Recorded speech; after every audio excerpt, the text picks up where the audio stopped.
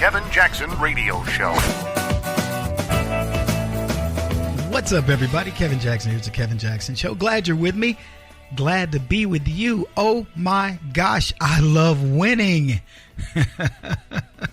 Oh, we got a lot to talk about to showcase just how important you are, how important a part you continue to play in the evolution of the new America.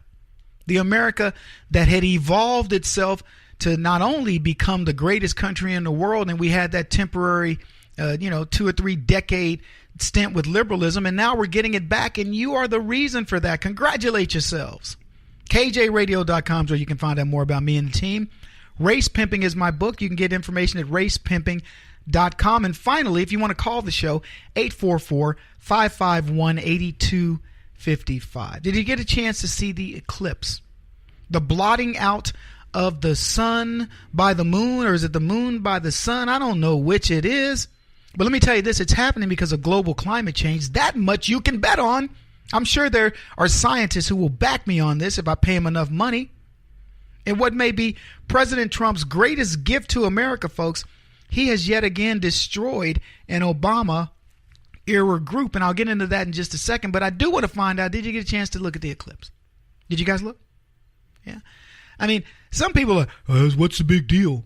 I like the ones where the sun is blotted out by the moon. Those are the ones that I think are really cool because they're kind of ominous and scary. But you got to be at the right place at the right time because the moon, is a little orb in comparison to the sun. So anyway, I don't know if they were telling me that I could have rented out my house in St. Louis for Airbnb for hundreds of dollars a night because the best place to view this particular eclipse was in Missouri. Misery. So, but did you look at we made a little thing for, my son to look at it through a peephole so he didn't have to look directly at the sun and all that and burn his retinas out, and went to his school. But I'm just curious. It's never going to come around in our lifetime. Not again. I mean, unless you live to be 180, something like that. I can see this again. It's a big deal. Anyway, I jokingly say that the eclipse was caused by global warming because you know how the alarmists are. If we didn't have enough science to back this up, you could bet that Al Gore would be selling it. Well, I'll tell you, it's the reason why the sun was covering the moon. We had this eclipse was because of global warming. This is just a warning sign that we all need to be prepared for what's going on unless we stop our dependence on fossil fuels. Ugh, these guys drive me crazy. We do know now President Trump's feelings on the larceny of global climate farce. That's what I call it. We know what he sees it for because he took a dramatic move. A move that has leftists madder than heck, wanting to kill him. Sorry, Nadal. It's funny, the leftists want to kill you over anything and everything. They want to kill me because I'm a black man that escaped from the plantation.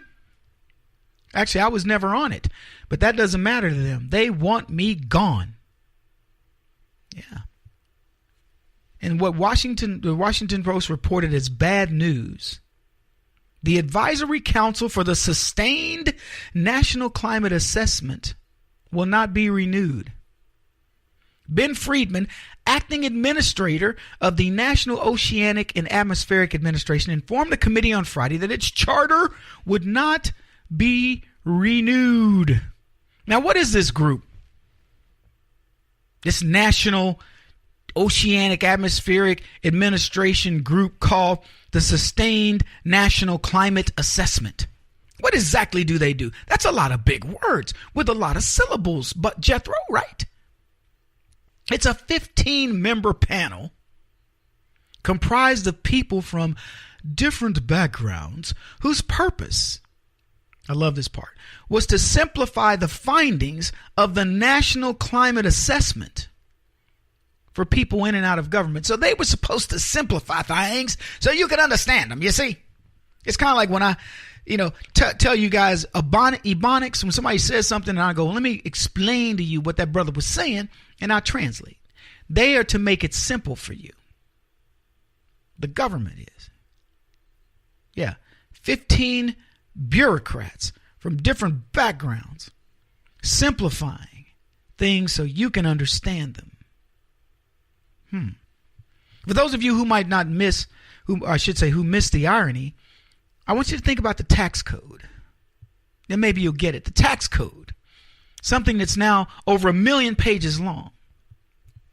No, that's not a million. 1 million words. 40,000 pages. Something like that. It's a lot. It's a lot. It is a ton. They're going to simplify it. How simple is the tax code? Have you done your taxes? Huh? Leftists have called global climate change the biggest threat to mankind. And they've set up all these councils to deal with it. And we've been dealing with it for years. It's called weather. Now, this particular council, Obama, he set this committee up in 2015, and he set this thing up to deal with the threat, the number one threat facing mankind, aka weather. And like Scooby-Doo, Donald Trump comes along and thwarts the evil plan of the leftist. And he didn't even need Scooby-Doo to do it. Donald Trump jumped in his own mystery van and solved this problem all by himself, all by his lonesome. See, 2016 has been an expose of the crooked nature of Democrats. We learned from a variety of sources that the Democrats cheated in elections, whether it was WikiLeaks, whether it was internal memos leaked by other people, whatever. We found out these people are incorrigible. They covered up numerous scandals. Fast and Furious, the IRS, the VA, blah, you name it. Look for scapegoats in every instance. And you can bet there's going to be more to come. And they're mad now that we go, well, you know, it's funny. We noticed that you lied about who you were trying to get elected. You lied about her credentials. You colluded with the media. You lied about Fast and Furious, Benghazi, and on and on. And now we think that you might be lying. Oh, that's right. We did figure out that for reals, you were lying about global climate change, fudging data, etc. You think we might ought to back out of this deal? I think we're going to back out. No, you can't, man. We're depending on that money. And they didn't want you to back out. Anyway, we got a ton to talk about. Biden and Obama superheroes. Coming up. Keep it in. This is the Kevin Jackson Radio Show. Do you owe back taxes to the IRS or state? The secret to avoiding the IRS nightmare is to seek professional representation. My friends at Security Tax Associates provide the most cost-effective and ethical representation in the industry while helping to avoid seizures, levies, and wage garnishments. Security Tax Associates is here to ensure that the appropriate steps are taken to permanently eliminate any possibility of future tax burdens once and for all. For a free, no-obligation consultation, contact Security Tax Associates, 844-779-4177. That's 844-779-4177. 844-779-4177. Or visit them at securitytaxassociates.com.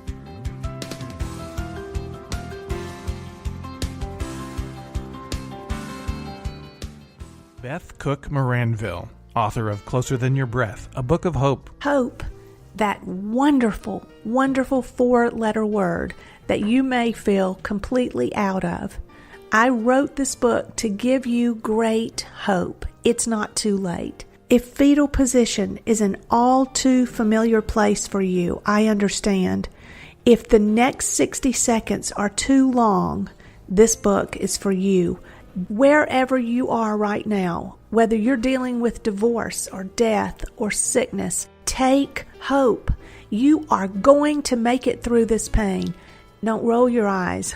I've walked this road and I know it. The best is yet to come. Closer Than Your Breath, a book of hope from author and speaker Beth Cook Moranville.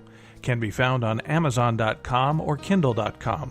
For more information, visit closerthanyourBreath.com or on Facebook at Closer Than Your Breath.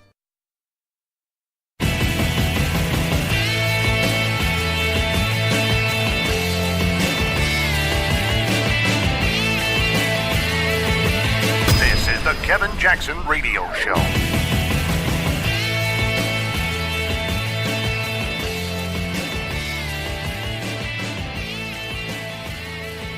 Russia, oh Russia, wherefore art thou, Russia? Welcome back, everybody. Kevin Jackson here. Where's the Russia story? We got a special counsel, Robert Mueller, who's appointed Hillary supporter after Hillary supporter to dig deep into the shenanigans of Donald Trump and his, what do you call them, satellites. And where are we? We're back to racism. Donald Trump's a racist. Everybody's a racist. Where's Elmer Fudd? Donald Trump is a racist. Where's the story? What happens when the race... Look, let me tell you something. The racism thing is dead. It's dead. Trump's a racist. Okay, so what? He's helping the economy. He's part of the alt-right, Kevin Jackson. How can you support a racist? I had a note from this black dude. Let me read this note to you guys. He sends me a message. A DM is what they call it. And he says, here's what he writes.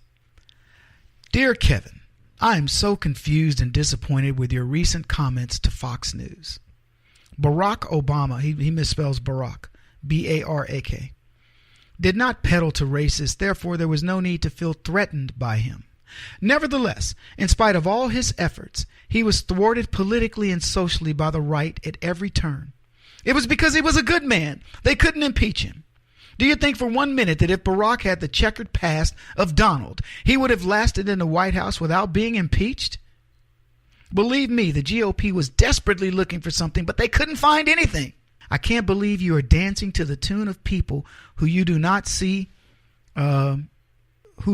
people of color as equals or even human, for that matter, siding with your oppressors. SMH, shaking my head. And here's what I wrote back. I'm not oppressed. And by the way, neither are you. Are you really that weak? You stop you, nothing else. I'm sad for your generation of sissies. You drink leftist nonsense like mama's milk. Can't think for yourselves and sadly are the weakest blacks I've known. Obama was a disaster by any sane measurement. Blacks are worse under him.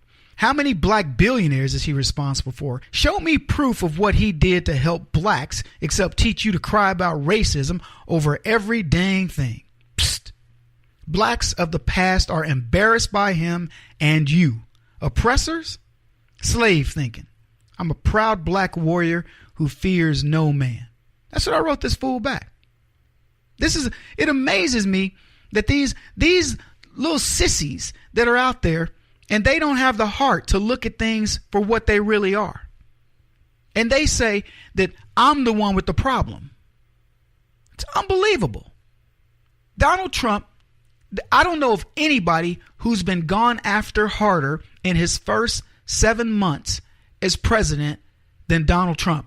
And I'll tell you this. I say this knowing that we went after Barack Obama, not creating scandals around him. Sure, there were people talking about, show me the birth certificate. I don't care about that. I'm talking about we went after him based on his policies because they sucked. And if 8 years didn't prove that to you, then you are a brain dead moron. Because that's all. Show me anything that Barack Obama did that worked.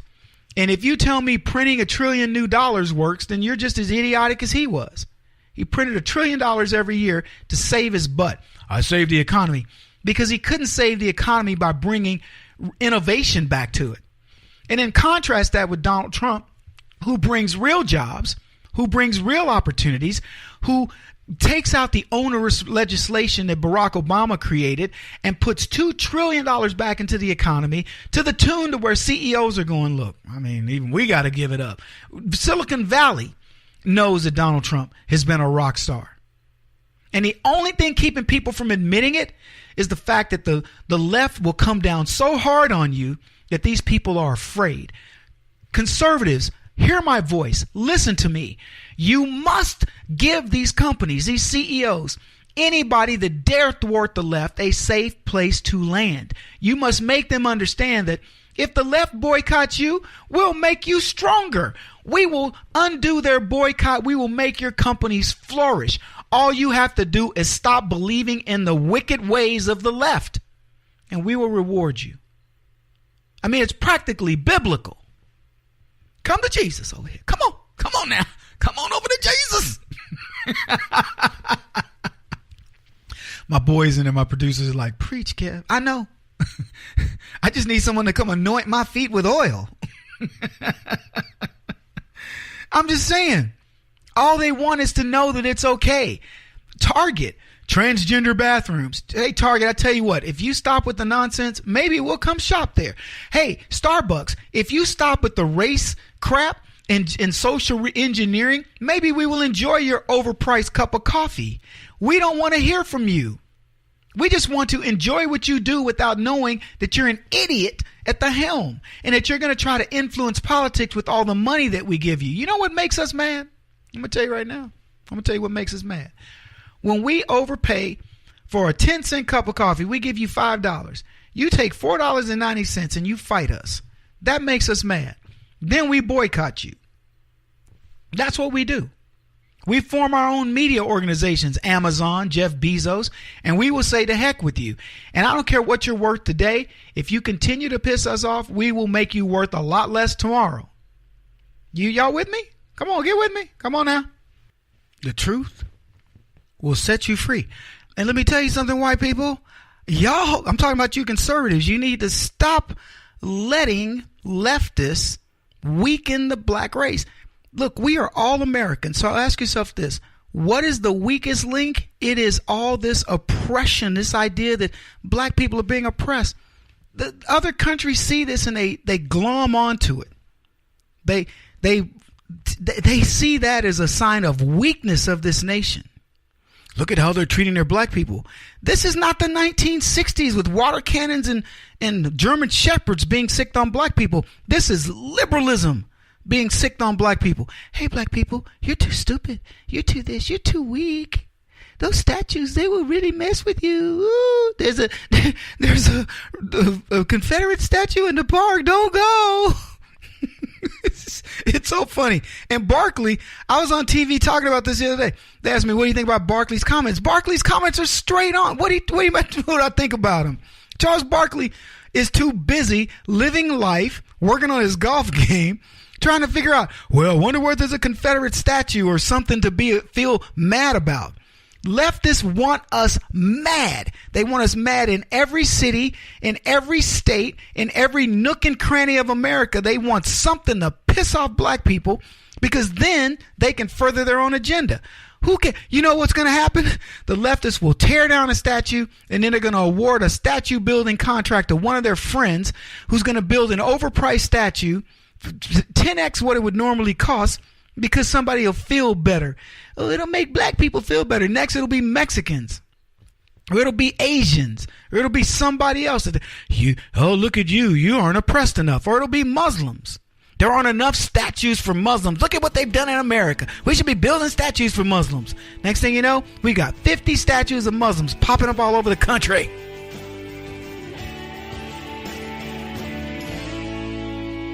This is the Kevin Jackson Radio Show.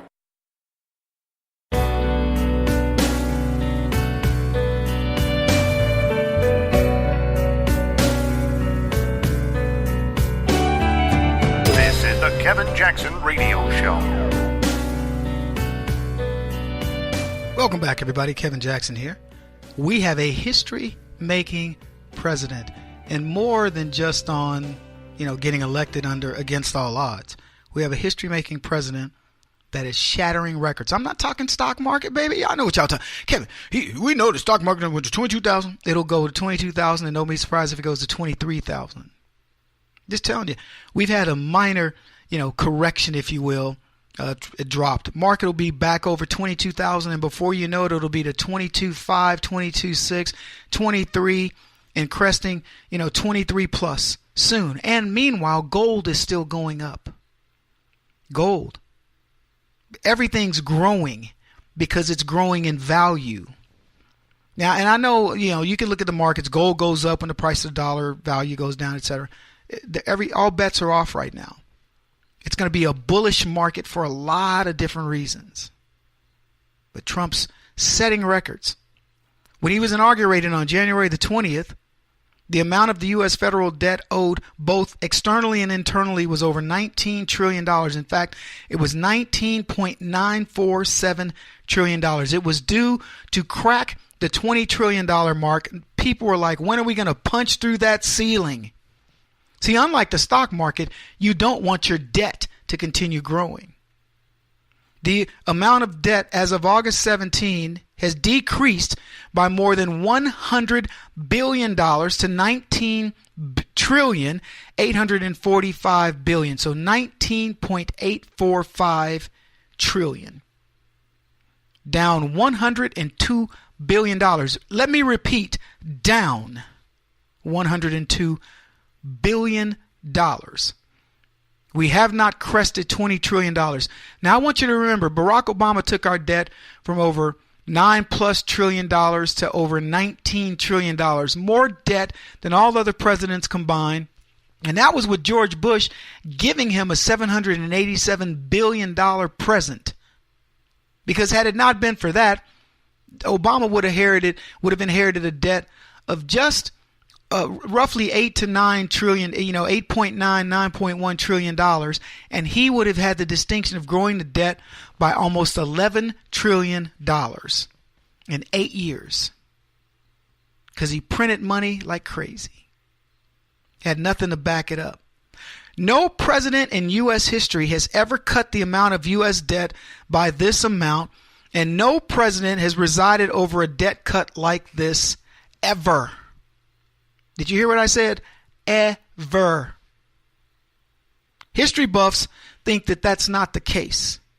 They think Clinton and even George Bush oversaw U.S. debt cuts over a period of a few years after the Republican Congress was led by Gingrich, forced Bill Clinton into signing a balanced budget. It's not the case. Donald Trump is the only president in history to preside over such a tax cut, such a cut from our debt. Congress pushed Clinton kicking and screaming into signing a balanced budget, but the U.S. debt during that period increased. And you can confirm this. Go to the U.S. Treasury Department, go to treasurydirect.gov. You can look at the numbers. Even though Bill Clinton was balancing the budget, the debt continued to grow. The U.S. Government Accountability Office, they call it the GAO, performed audits since 1997 of the U.S. debt and what our outstanding amounts. And their analysis shows that when accounting for U.S. debt held by the public and U.S. intergovernmental debt holdings, the amount of U.S. debt has increased every year since their audits began. The amount of U.S. debt held by the public decreased each year in 1999, 2000, and 2001. But the intergovernmental debt holdings increased at larger amounts during that period. So what they're saying is the government took on more of its debt and the public sold off. Now, the Treasury website provides daily amounts of debt outstanding, but it goes back to March 31st of 2005. They provide monthly outstanding back to September 30th of 2001 and annuals back to 1997. And the audited financial statements show the increase in the U.S. debt annually from 1997 to 2016. The debt has steadily risen.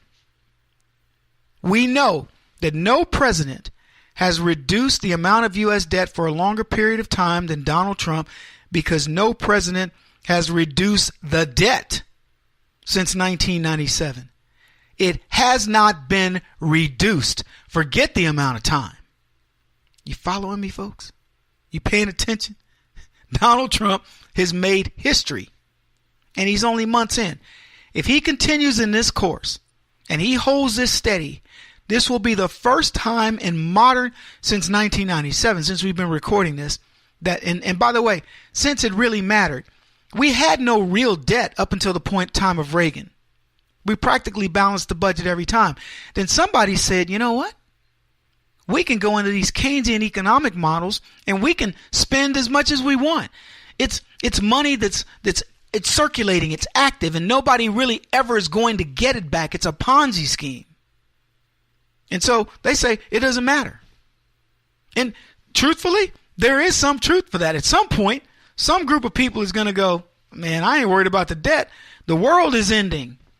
We got massive volcanoes and earthquakes, and all, and there doesn't need to be any chairs left and musical chairs.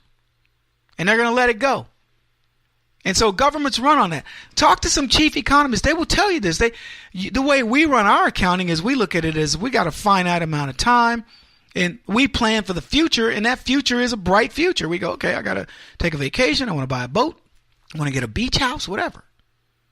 But economists say you can kick that can as long as you want, because at some point, somebody's going to just go, okay, that's it. The world will be destroyed. They don't have to worry about it. If you had that fatalistic approach to the world, you could get away with it too. You could go, I'll pay my bills. I'm only going to, let me put it to you this way. If you had a year to live right now, and you could, and I'm just saying, I'm not telling you would do this, but you could say to all your friends, hey, look, I'm really struggling. I got to pay some medical bills. Can you loan me $100,000 or $10,000, whatever you can get out of your friends? And then you go on a craze, drunken, chick-filled, nutty spree, knowing that you're dying. What are they going to do? Man, you need to pay up, Kev. Dude, in the hospital, you can take it from my kids and conk out. I'm just saying. That's the fatalistic view. That's how leftists don't live.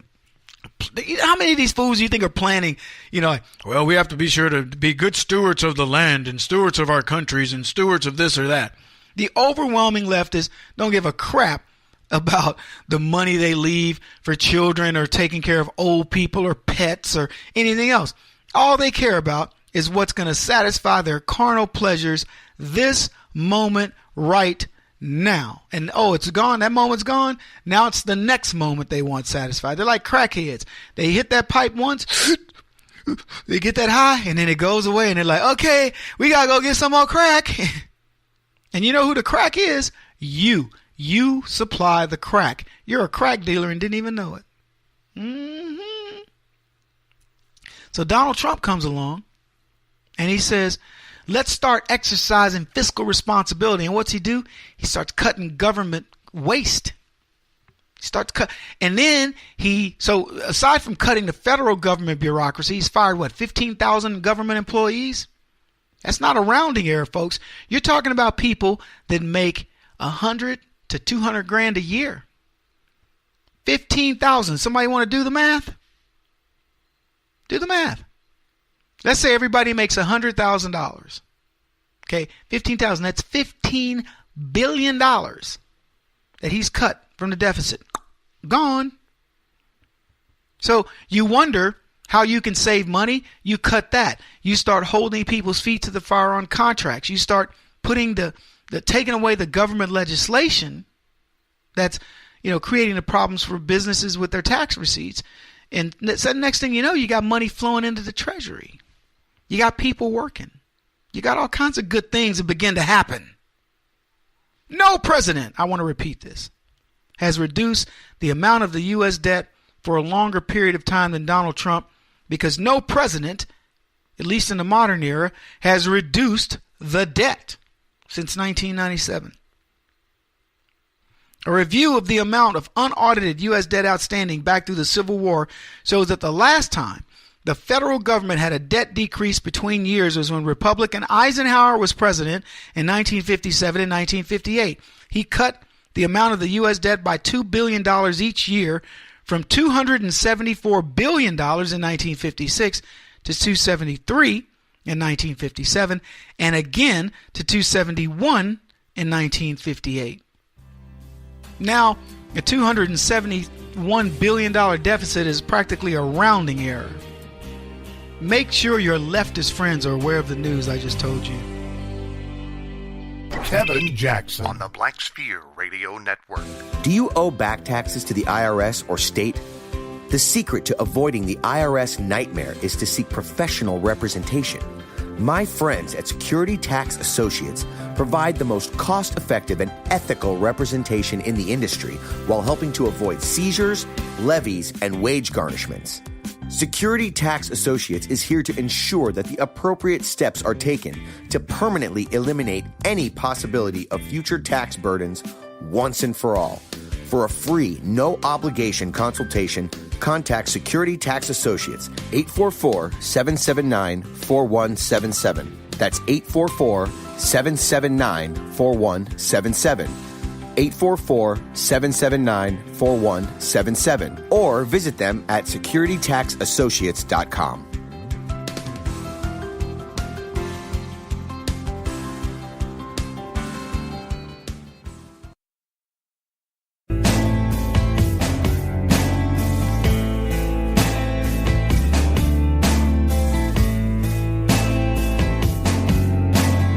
Putting an end to identity politics. This is the Kevin Jackson Radio Show. Welcome, everybody. Kevin Jackson here. You should be energized, and let me tell you why. You are watching what's better than history. You're watching the demolition of the left right before your very eyes, the demolition of these clowns. Person by person, policy by policy being destroyed. We'll get into some a little later in the broadcast. Some things that Obama did that are crushing this economy, were crushing this economy. And what we did is we put the skids on it. I want you to try to figure, what does it take to stop the skids on deficit spending that's probably close to $500 billion, if not more a year, and put the skids on debt that was growing at to $20 trillion. And we stopped that big iceberg on a dime in the middle of the ocean and started it going back the other way. I want you to think about the cataclysmic event that it would take to do that. Imagine a $20 trillion pound, rock floating in the ocean, and you bring on leadership that says, not only am I going to stop that rock from going over the cliff, I'm going to reverse its course. What would it take to do that? It would take a meteor slamming into Earth, reversing the polarity of the Earth to do something that monumental. And that's exactly what Donald Trump did. I talked about it last segment. Donald Trump stopped, in his 7 months in office, has taken $102 billion off of our debt. No other modern president has done this. And people are fighting him, if you can imagine that. They're fighting him. Donald Trump has taken steps to make America safer, to get us out of wars, and to fight only the wars we want to fight, to stop the spread of terrorism, to keep the country's most precious natural resource, their persons, their people, their citizens, in the countries by limiting their ability to come to the United States. And people want him out. In fact, some people want him dead. And it isn't just Maria Nadal. No, Maria Chappelle Nadal isn't the only person that wishes ill upon the President of the United States. And the leftists who think this way, who have trained people for this kind of thought, these are the very people who create they have right now, these are the people that have the nations of the world looking at America and saying, you know what, even their own citizens want Trump dead. That's what they want people to believe. But they claim they're tolerant and they want America to be looked at as a beacon of the world as they threaten to kill the president. That's what Nadal did. Then she came out and she did her mea culpa. I didn't mean it. I shouldn't, well, who was I? It was a tweet.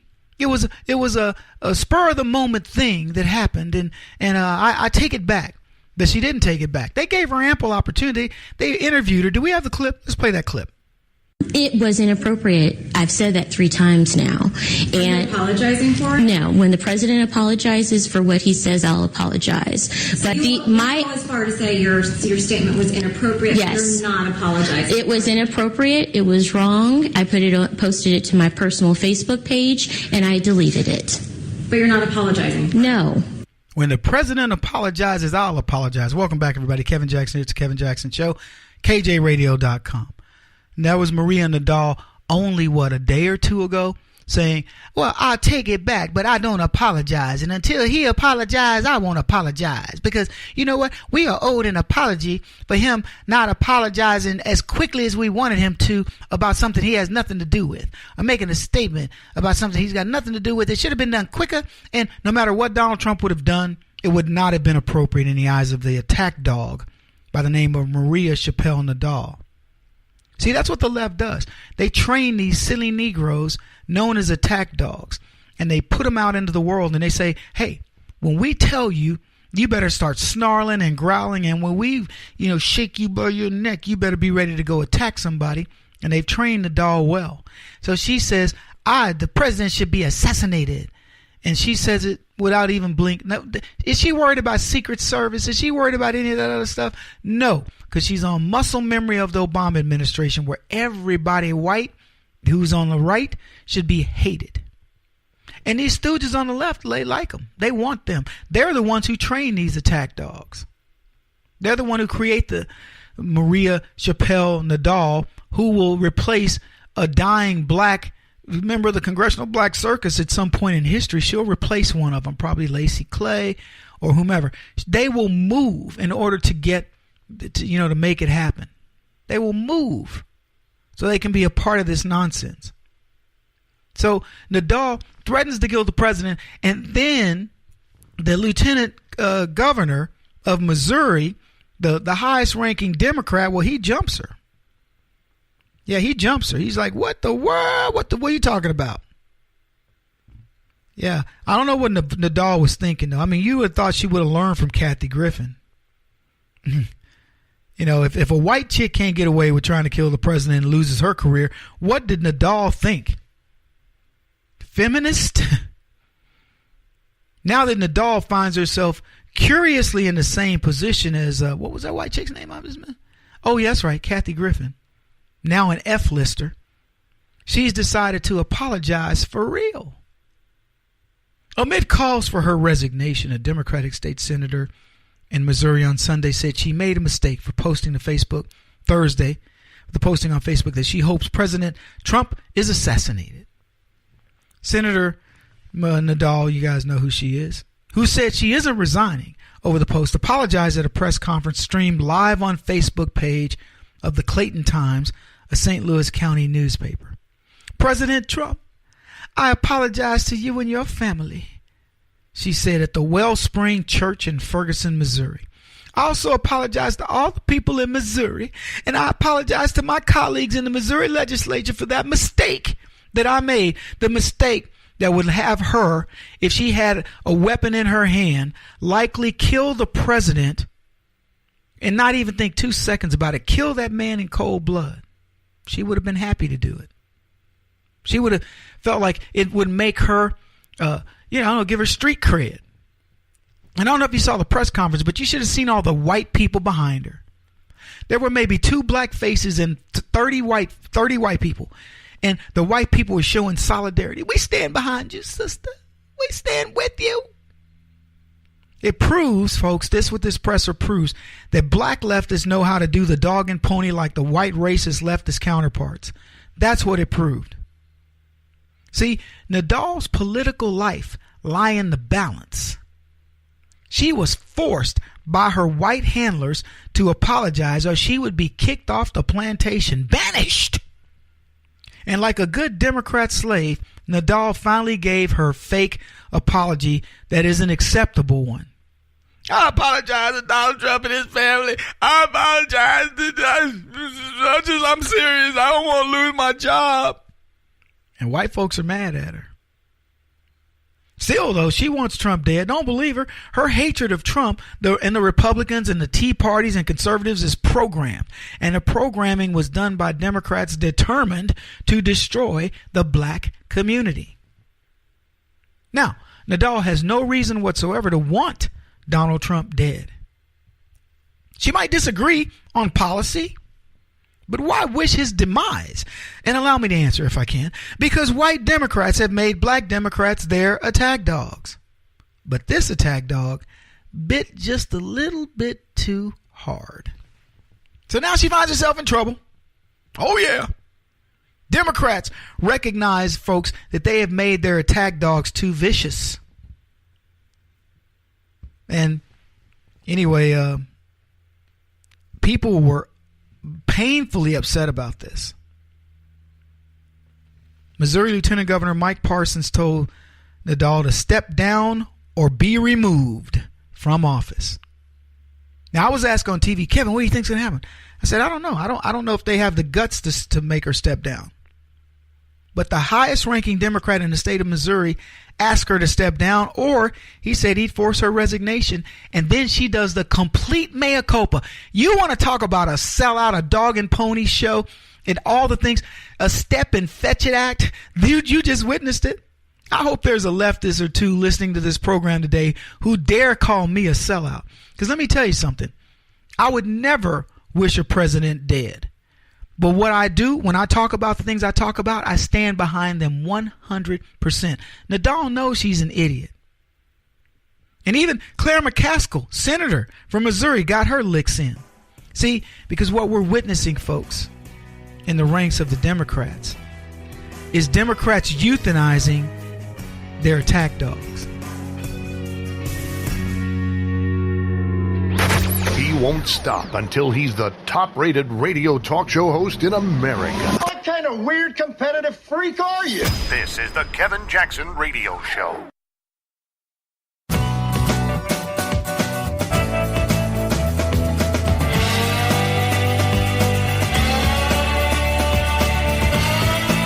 This is the Kevin Jackson Radio Show. What's up, everybody? Kevin Jackson. Here's the Kevin Jackson Show. KJRadio.com. You can find us at, you can call us, I should say. Find us. I just told you where to find us. You can call us at 844-551-8255. And I hope you do. We read your messages to us. We'll listen to phone calls, whatever. We want you to be a part of the show. So I was talking in the last segment before the break about Maria Chappelle Nadal, who is another black racist. She would never, it wouldn't matter what Barack Obama's policies were if he mimicked Donald Trump. She would never in a million years call for his assassination. But she called for the assassination of Donald Trump. Because, see, it's easy to attack white people in America. It's easy to make them the villains. The fact of the matter is, and I'm just going to go out and tell you white folks, I'll live next to you. I'll hang out with you. I'll come to your barbecue. I'll come to your daughter's wedding, your son's bar mitzvah, bat mitzvah, whatever, because you folks are the salt of the earth. I love hanging around you. It's safe and it's fun. I just came back from a week of hanging around nothing but white people. And I feel good. I knew that I wouldn't. I feel like James Brown. I went up fishing. One of my buddies, who's a very wealthy man, paid for me to go. It must have cost $10,000 to get me there. I'm not even exaggerating that. It was an exclusive hotel that holds like 40 people. We were the only group of people there. There were a couple of other guys that were stragglers. 3 men who I met, and they said they were going to call my show and call me the Great Chinook, which means King Salmon. But anyway, I met these guys. We took a picture, and the first thing that my family said was, Kevin, you were the only black guy there. I said, I announced that to everybody. I was the only black guy on the island. Okay? And I was comfortable. I could have stayed. I wish they'd paid for us to stay longer, other than I missed you people. Did you miss me? Of course we missed each other. Let me tell you something. You folks are civilized. You white people, you're civilized. You're giving, you're loving, you're caring, you're philanthropic, you're all of that and a bag of chips. And I adore you. There are black people that are much the same. If I were in the position that my buddy was, I would do the same thing. He may have been the only dude there with a bunch of black folks. But he would have been okay. Because it was our character that defines us. We are kindred spirits, brothers of a sort, certainly brothers in Christ. And we everybody, touched each other in certain ways. I watched there were three boys there, two sons with one father and another father with his son. And the guy who organized it, his son and his grandkids were there. And I got to tell you, a kid with no dad, I'm talking about my biological father, watching these fathers with their kids and seeing that interaction, it didn't make me jealous, but it certainly made me, pensive. It made me think, contemplative, think about my life and what it could have been if I'd had a father like that. So I enjoyed that. I enjoyed watching these guys commiserate with one another. Some of them knew each other. Pilots who flew for some of the wealthier guys there and still do. And others who had interacted with each other on their charitable works and things like this. It was amazing to watch. And I was so blessed to be able to do it. And, so I look at America and I say, well, what's going on in this country? What is the demonization of guys that I just hung out with who are the salt of the earth? Who didn't look at me as a black guy up there, who looked at me as a peer, who looked at me as somebody who is an equal. Sure, there were guys that made more money than I did. I was the toughest guy there. Well, me and Mikey. Mikey's an MMA fighter. Did that make them not less equal because me and Mikey could beat them up? Did it make us less equal because we didn't have the bank accounts that they had or the private jets or whatever? No. In no way were we less equal. We were all equals. I felt that from the moment I met these guys. A good group of guys that I could hang out with at any time. And that is America. America is built on people like that. I go down, when I visit cities, I watch white guys and black guys walking together, white girls, black girls, and I think to myself, where's all this racism people talk about? It's so anecdotal, it's ridiculous, and yet we have to put up with the Nadals of the world. A woman who's a trained attack dog, who's so well trained that she doesn't mind putting her life and her liberty in jeopardy by saying, I want the president assassinated. This is a state senator, folks. A person who Donald Trump could visit the state of Missouri, and that woman would have access to him, to kill him. And now she wants to walk it back. But I told you, folks, what we witnessed amongst the ranks of the Democrats with this Nadal situation is incredible because these Democrats are euthanizing an attack dog publicly. They threw her under the bus. Claire McCaskill threw her under the bus. Senator, Democrat, racist, threw another black racist under the bus. That hardly ever happens, people. Pay attention to me. I'm preaching right now.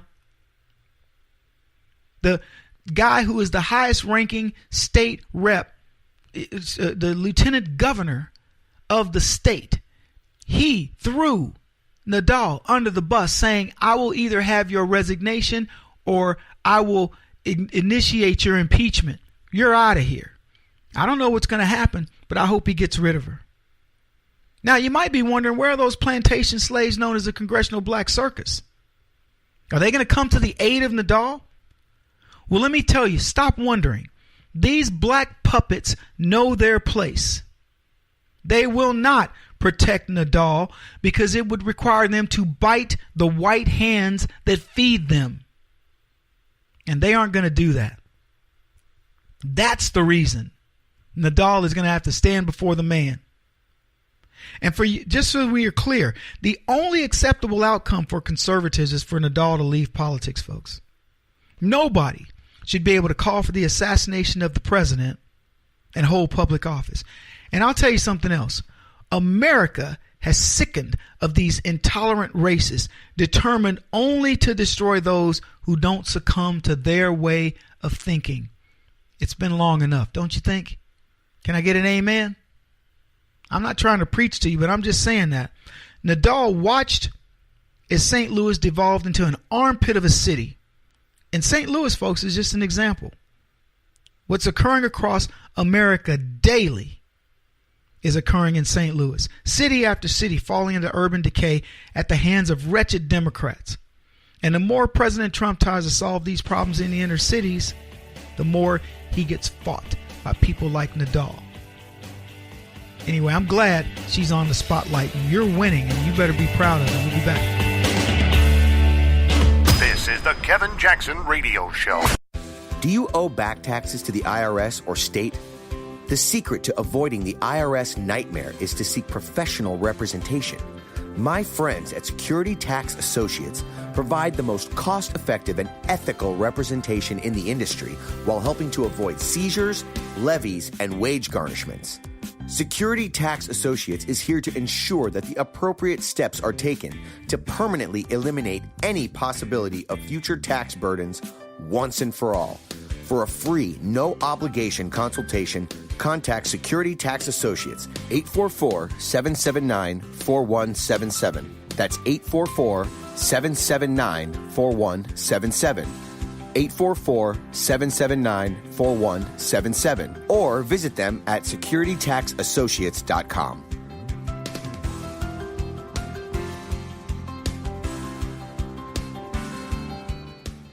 Beth Cook Moranville, author of Closer Than Your Breath, a book of hope. Hope, that wonderful, wonderful 4-letter word that you may feel completely out of.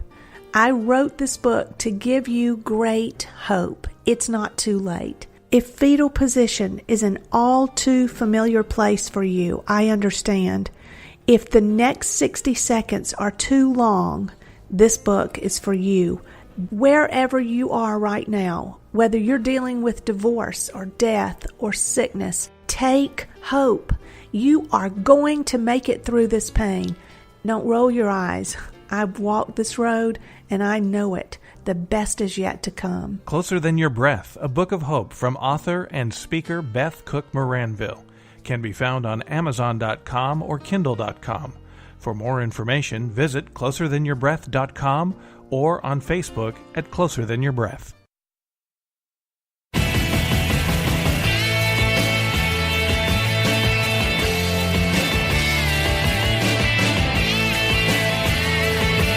This is the Kevin Jackson Radio Show.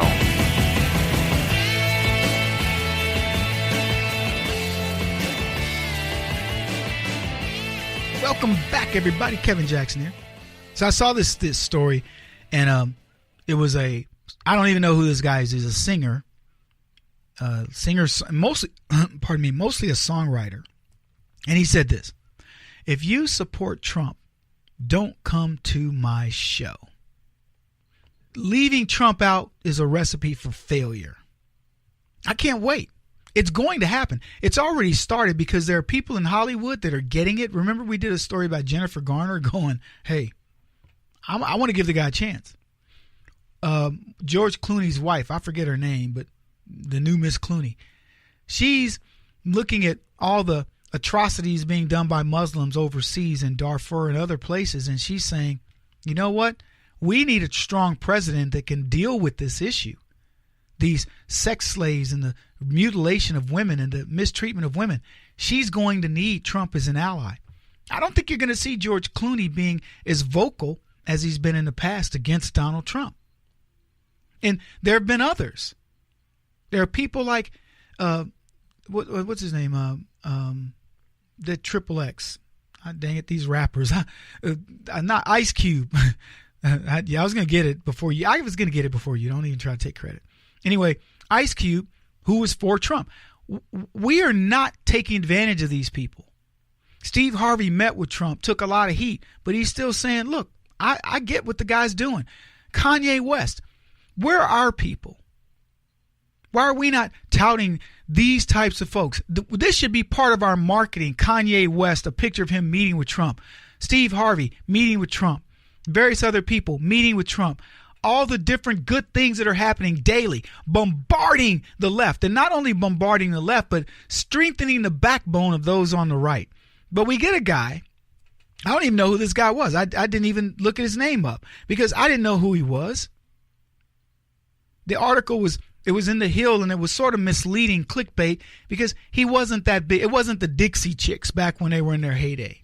It isn't, Bruce Springsteen talking about this or that. Which, by the way, let's follow Bruce Springsteen. Let's see how he's doing. Let's follow Bruce Springsteen and say to him, hey, Bruce, you're from a steel town, are you not? So if you're from a steel town, how do you like it that Donald Trump has gotten U.S. Steel to bring steel production back to the United States? Bruce, you talk about blue-collar jobs. What do you think about the coal industry?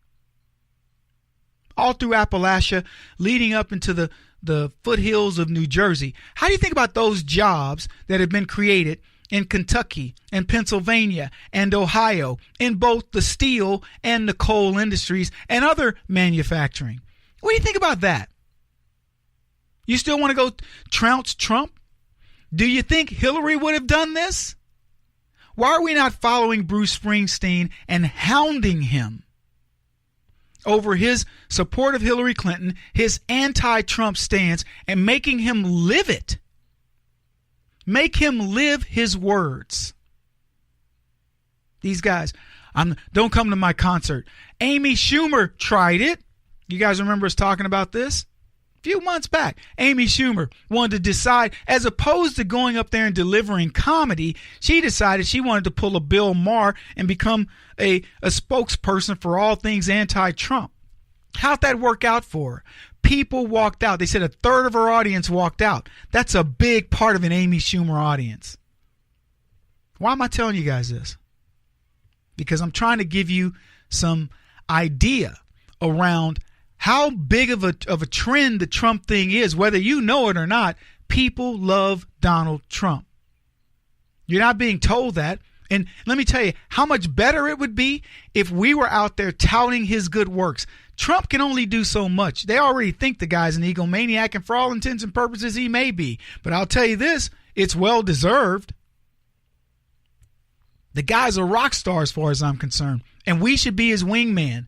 We should be the roadies, carrying the gear, setting up the lights and the sound systems and everything else for every time Trump makes an appearance and rolling out the red carpet. Am I kissing his butt? No, I don't need to. He's got plenty of people for that. I'm just telling you the truth about the matter. The guy is doing great. And we should be making these stars that are against him pay. Shia LaBeouf. We made him pay. Dude sold one ticket to some event he was going to do. One ticket. For the record, you're not that talented, Shia LaBeouf. You play one character in everything that you do. I talked in a segment before about Bruno Mars, and I love Bruno Mars, but the key was this. Why are we giving so much credit to these people? Now, I know we don't anymore, folks, so I'm not getting after you like it was in the old days, but we still give them a lot of credit. But that's not the point. We may give them a lot of credit, and it's a lot less than what it was. But the people who listen to them give them exponentially more credit than we do. They say one thing, and it's on. If we made them pay, they'd stop saying it. If we made them live up to their words, as I've said, they would stop this nonsense immediately. And why aren't we doing that? Does somebody have a list? Let me tell you why we're not doing it. Because we're very quick to get in on our core stuff. And we'll even tackle immigration, and we'll tackle tax policy, and we'll tackle foreign policy, and a few things here and there. But you know what we never tackle? We never tackle pop culture. I don't know why. Memes on it and things like that? Certainly. Yeah, we'll develop stuff like that. I saw some people looking in the trash can or something, and it was a meme that essentially said, like, of celebrities, we're looking for your opinions or something like that. I get it. We will have a little fun at their expense. But do we do anything that long term is going to go into Hollywood and make them go, whoa, we got to back off? Because we're not doing it at the box office. We affect them a little bit. They really make us mad. We may ban a movie, or we may do one or two things, but we never make them pay long term. Leftists will make us pay. They try to long term. The problem they have is we have too much buying power. See, we often talk in the black community about buying power. Let's take our collective good. We're $1 trillion of the economy. We should do this, that, and the other. And women do it. Support women's efforts and things like that. Conservatives, we're all of that. We're everybody that we've mentioned. We have the biggest, in terms of ratio, I would tell you conservatives have 80% of the money.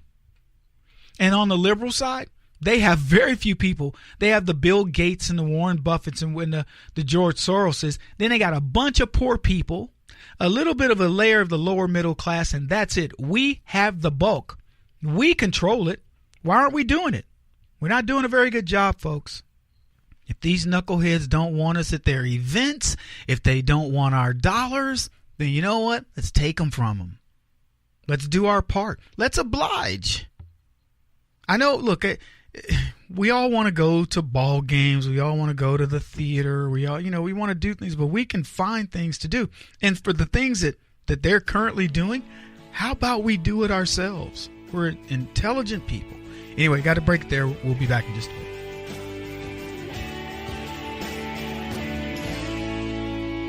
This is the Kevin Jackson Radio Show.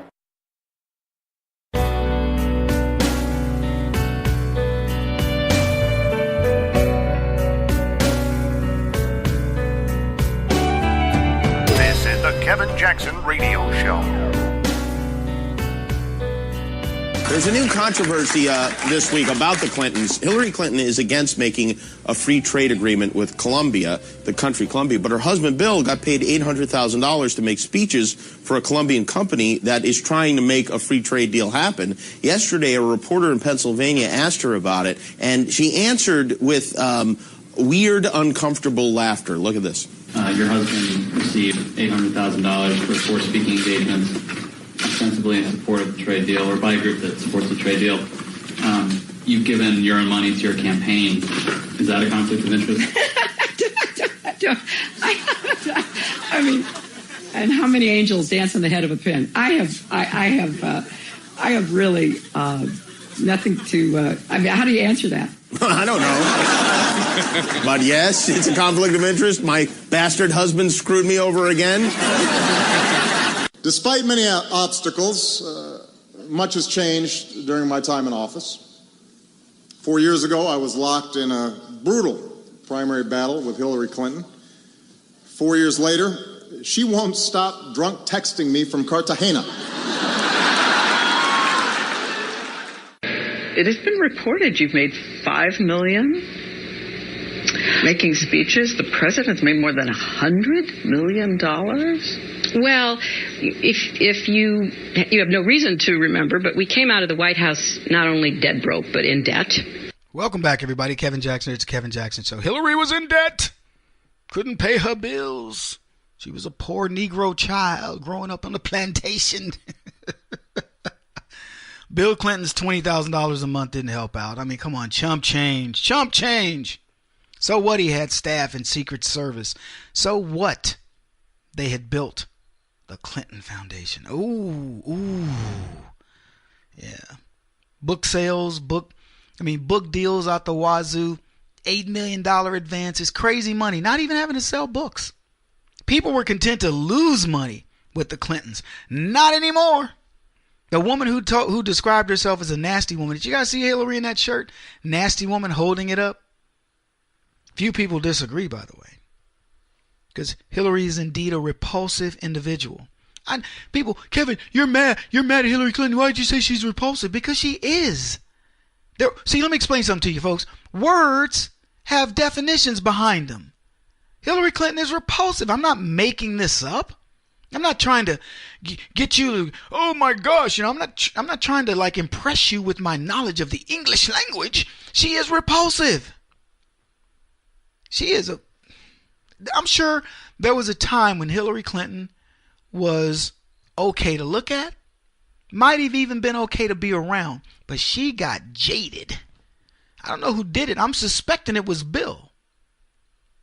But there's a part of me that believes that Hillary was so bound and determined to be somebody that when she met Bill Clinton, she was like, there's my meal ticket right there. I got me one. Yeah.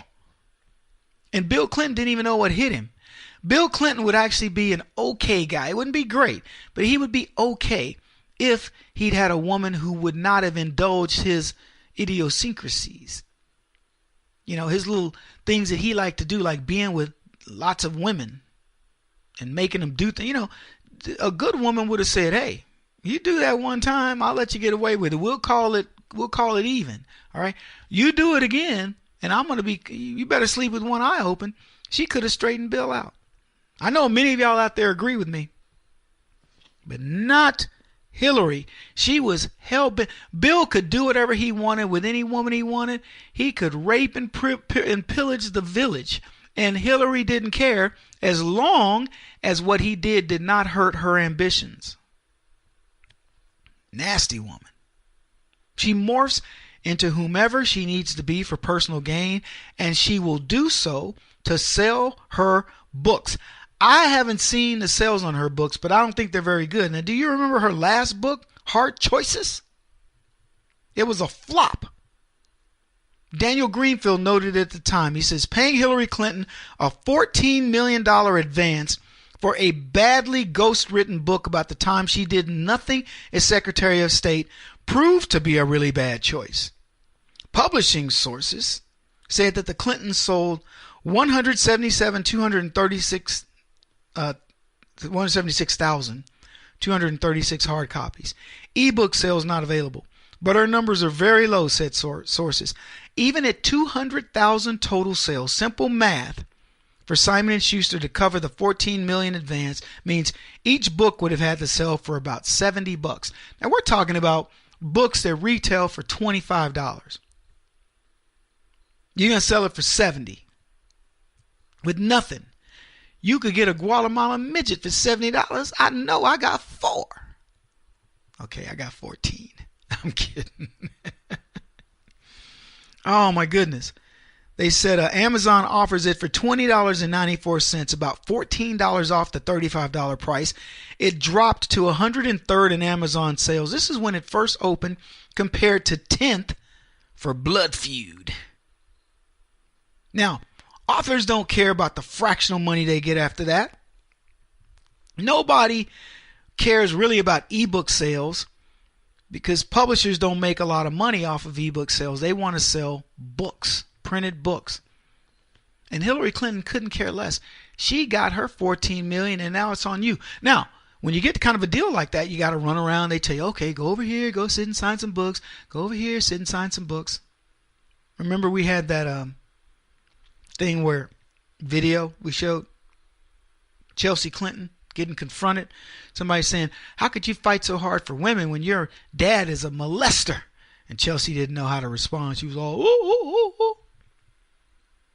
Yeah. But anyway, Clinton can't sell books. I don't know what she got for this one. What was this book called? Do you remember? Because Hard Choices, this one was called like, That's What It Is, or That's That, or something like that. But she wants divine intervention. Yeah, it says, it turns out Hillary wants to be a preacher. Now, this shocked me when I saw this. Supposedly, Hillary Clinton had a long-time dream of being a pastor. Her claim is she wanted to help those less fortunate than she.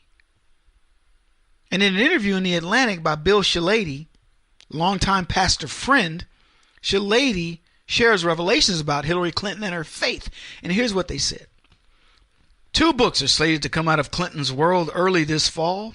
What Happened? That's what it's called. What Happened? I should never forget that because I should remember What's Happening. You remember the show What's Happening with the Roger and Rerun and what was it, the sister's name, Dee, and the mama was a big lady?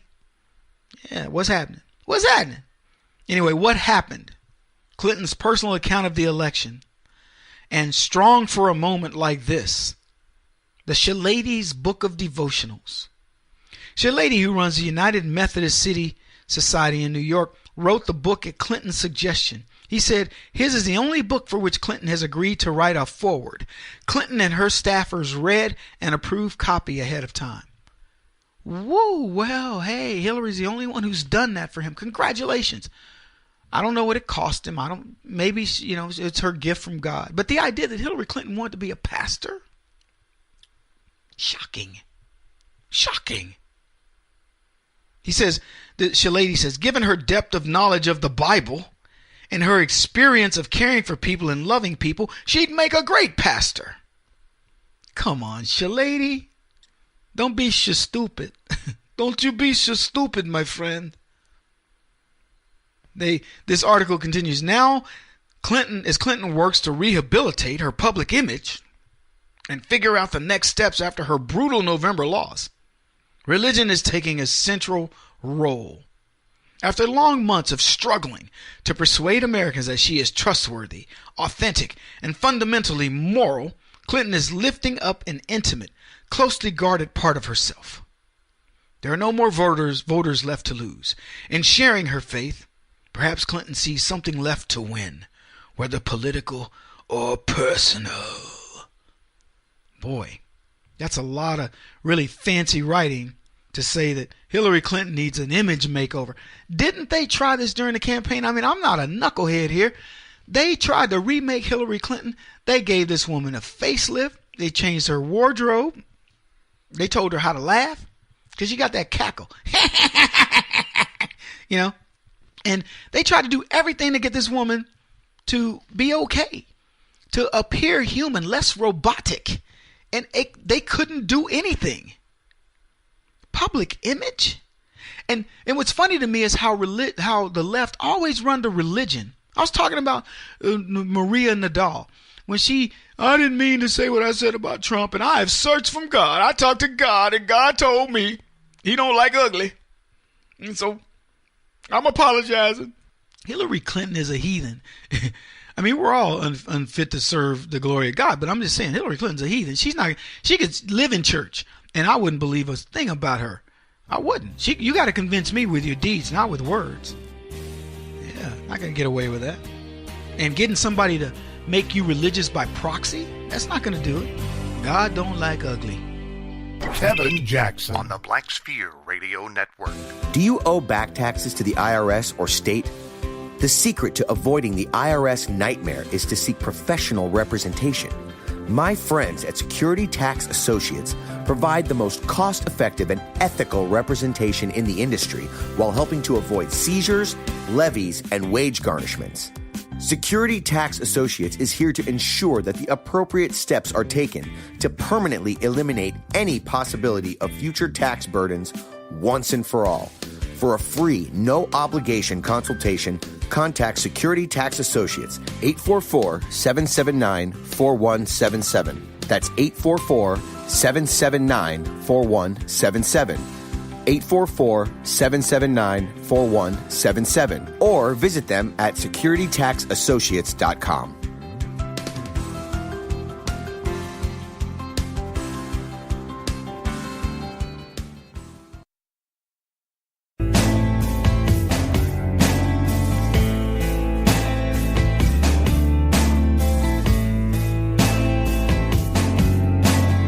Putting an end to identity politics. This is the Kevin Jackson Radio Show. All right, everybody, welcome back. Kevin Jackson here. It's the Kevin Jackson Show, KJRadio.com. I have a story for you. That's right, particularly if you are in the business of doing anything with guns, I have a story that is going to excite you. That's right. You remember Obama had this deal where it was called Operation Checkpoint. And it was meant to cripple the gun industry. Now, it caught a lot of other people, too. And this will crack you up a little bit, but it kind of caught the ladies of the evening, which, by the way, there are boys of the evening, too. Call girls, call boys, things like that. I didn't say cowboys and cowgirls. I said call boys and call girls. So if you were in an illicit business, even legally, in like Nevada, and you worked at a brothel, you couldn't get a bank. And if you're a marijuana dispensary, the reason why those businesses became businesses dominated by leftists is because it required, and let me put it a different way, white people, white leftists, because most conservatives I know would not be in the weed growing business, even medicinal. And so in order to get in that business, you had to be cash rich, which most black folks were not. Also, it went against the religion of many black people who couldn't stomach the idea of dealing drugs in terms of making it a legal business. There's so many contradictions when you think about it, because blacks, we deal drugs easily on the street. But to make it a legit business, oh, no. Can't put your name on it in the light of day. Anyway, Operation Checkpoint caught a lot of people in its web. It was meant to shut down anybody dealing with Second Amendment stuff, but it turned out to be something very different. So the Department of Justice, and I'm reading this article from the Daily Caller, made clear that the Obama administration's underhanded attack on the gun industry using the banking system, better known as Operation Checkpoint, is over. In a strongly worded letter to the U.S. House Judiciary Committee Chairman Rob Goldblatt, a Republican out of Virginia, sent a letter to the Assistant Attorney General Stephen Boyd, assured the chairman that their operation has been terminated and that it will not be undertaken again. People don't realize what happened with this. There were legitimate businesses, even some people who got caught up in the web of it because people thought they were dealing in cash businesses, got their bank accounts, banks confiscated. I'll give you an example. There was a story where a guy who ran a convenience store, his receivables every week were roughly $9,800. Maybe it was daily. Roughly $9,800 to $9,900. So he'd make this deposit every day. Well, they thought he was doing it to keep under the $10,000 mark, because you can't. Any $10,000 mark gets reported to the IRS. But it just turned out that he knew his business, and his business was roughly $98,000. He had clerks deposited. They confiscated his money as part of Operation Checkpoint, and it took this dude a long time to get his money back. He said he lost over $100,000. 10, 11 days of receipts, because they arbitrarily said, oh, he must be hiding money. He's depositing $9,800, or whatever. He's like, no, I run a legitimate business, if you want to call them cigarettes and beer. And I'm telling you, it was crazy. This was Operation Checkpoint, started in 2013. And it involved the DOJ, which is the Department of Justice, the Federal Deposit Insurance Corporation, FDIC. And what they wanted to do was they didn't want the banks to conduct business with companies that engaged in commerce that Obama viewed as undesirable. Talk about picking and choosing the winners and the losers. Barack Obama didn't see illegal gambling, on the streets, or illegal, drug dealing on the street, sex trafficking, etc. That was business he just completely overlooked, but he wanted to get the guns. So he categorized certain types of businesses being associated with what they called high risk activity. And this was issued in a banking guidance, a document that guided the activities of the Federal Deposit Insurance Corporation, the FDIC. So some of these businesses that were targeted were engaged in illegal or fraudulent activity, as I said, prostitution, gambling, things like that, online gambling, Ponzi schemes, he called them. But also targeted in this operation were legal businesses that engaged in the lawful commerce like tobacco sales, coin dealers, ammunition sales, firearm sales. The targeting of lawful businesses is what caused such a big response on this, particularly in Congress. And in 2014, the U.S. House Committee on Oversight and Government Reform investigated the operation and issued a scathing report. 2016, the House passed H.R. 766, the Financial Institution Customer Protection Act of 2015, and they sought to eliminate Operation Checkpoint. Ted Cruz, Mike Lee introduced the companion legislation in the Senate declaring Operation Checkpoint an attack on Second Amendment rights. They were specifically targeting ammo and gun sales, and more specifically, let's all say it together, gun shows, right? So that's what we're talking about.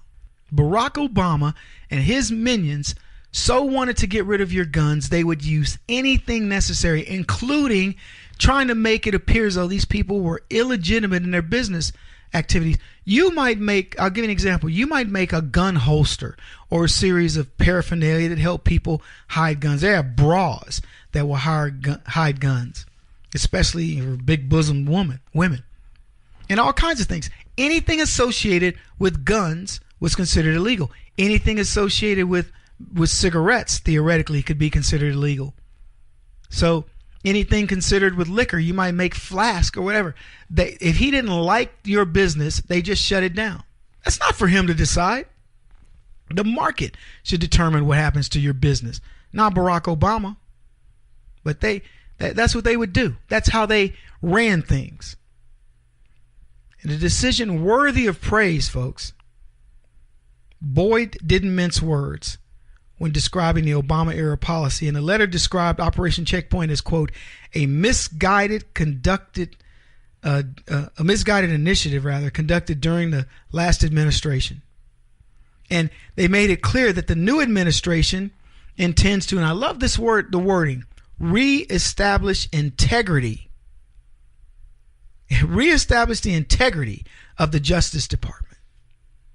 See, because we have a Justice Department that lacked integrity. We had a Justice Department that was willing to run guns into Mexico in order to create enough violence in another country, a sovereign country, to get its people to flee to America in order to rationalize illegal immigration and potentially to take guns away from you. That's how scurrilous it was. And if that wasn't enough, it was willing that the Justice Department of Barack Obama was willing to meet with Hillary Clinton, her husband, on the tarmac and strategize on how to rule the world, for the Clintons to continue ruling the world. And I could go on. The Justice Department that wouldn't prosecute people menacing or people trying to vote outside of voting precincts. The Justice Department that wouldn't prosecute people who were intimidating conservatives who wanted to get their 501c3 and 501c4. How much do I need to tell you? There was no integrity in this Justice Department, but the left, Loretta Lynch, they just let these people skate. Try to imagine, if you would, if Sessions did anything close to what either Eric Holder or Loretta Lynch would do. And get this, Eric Holder is threatening you right now, saying he wants to run for president. Good luck with that, Eric. I hope you do. This is a crazy world, folks. It says Boyd went on to write this. The department is committed to bringing enforcement actions only where warranted by the facts and the applicable law without regard to political preferences.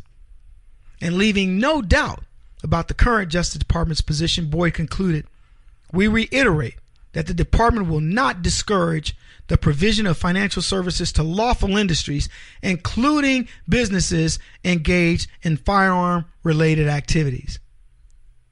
So they knew what was up. And that's the sad part. We know everybody in this thing knows exactly what the Obama administration was trying to do, and it took the bravery of a few people in Congress to finally get this thing to the attention that it needed. Short break. We'll be back. He won't stop until he's the top-rated radio talk show host in America. What kind of weird competitive freak are you? This is the Kevin Jackson Radio Show.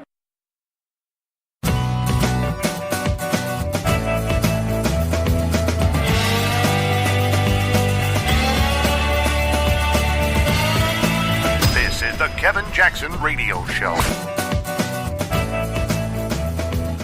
Welcome, everybody. Kevin Jackson here. So we had a couple celebrity deaths. Oh, by the way, it's the Kevin Jackson Show, KJRadio.com. You want to call the show, 844-551-8255. Had a couple of people die. Jerry Lewis died. He became known for his fight against muscular dystrophy. When I was a kid growing up, I would not miss a Jerry Lewis film. Jerry Lewis and Dean Martin. Remember their falling out, things like that. He died. Sonny Landham died. The guy, I think he played the Indian in Predator. So he died recently. Who else died? Somebody else died. I can't remember who it is. This has been like 3 dies. My grandmother would say, death, it comes in threes, baby. I'd be like, no, it doesn't, Grandma. 187,000 people a day die. Something like that. It's a big number. And it gets bigger every day as we get more and more people on Earth. So, people don't die in threes. It just, you might remember, movie stars or people of note. No, not even that. Go look at who died over the past week. It would shock you. Different people dying. Anyway, rest in peace, all of them. I remember when one of my high school friends died, and we were all sad, and one of my buddies, he put it in perspective. He said, Kev, he said, we all got the rest of our lives to live, and we don't know what's coming up. Burl, he's in heaven, dude. And I remember thinking, what a peaceful way to think about that. I mean, we were 16, 17 years old when Burl died, and we're talking about, how did he die? And what's up for us? And, we're all contemplating our existence. And something, as I contemplate the idea that one of these days I got to leave this earth, you have to leave this earth, what are we doing all this for? Shouldn't we just spend our time enjoying the little bit of time we have on earth? Or is there something better, bigger? Of course, we mostly believe that there's something bigger and better, or we wouldn't spend our time trying to make the earth a little bit better, trying to straighten people out, trying to get them to think differently. I would hate to think we've wasted all this time trying to get the left to come around to our way of thinking and living life on terms of righteousness, only to find out that nothing's there. That's what they claim. They're like, oh, you guys are spending all that time working and it's not going to do anything for you. It's like telling somebody, why are you spending all that time in the gym? Or why are you spending all that time eating right when you're going to die anyway? And you go, well, it may make me live longer. It may improve the quality of my life. And you know what? If there is another life, I don't want to go into it as a fat leftist slob. Would you? It cracks me up that these things. I think about this kind of stuff all the time because we are spending an exorbitant amount of time, people, let's be honest, trying to protect this thing we called America.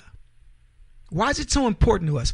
How much time do you think the average Mexican is spending protecting Mexico? The average Chinese person, I was going to say Chinaman, China, whatever.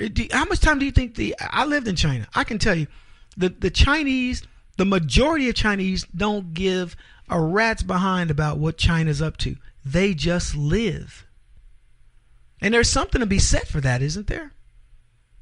And I don't mean it in a like, oh, look at what we're missing out on. Europeans don't seem to care. Let them in.